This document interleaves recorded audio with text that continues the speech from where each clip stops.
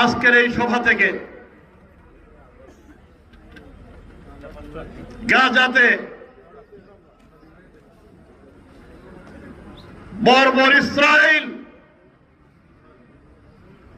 যেভাবে গণহত্যা চালিয়েছে, হাজার হাজার মানুষ হত্যা করছে, শিশু হত্যা করছে, নারী হত্যা করছে।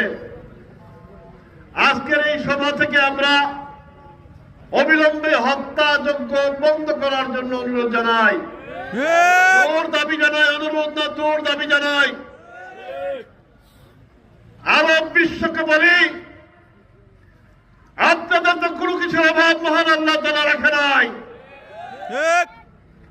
আপনারা ঐক্যবদ্ধ ভাবে আপনাদের ভাই আমাদের ভাইদেরকে রক্ষা করার জন্য কঠোর হন। দুনিয়ার মুসলিম অবিলম্বে গণহত্যা,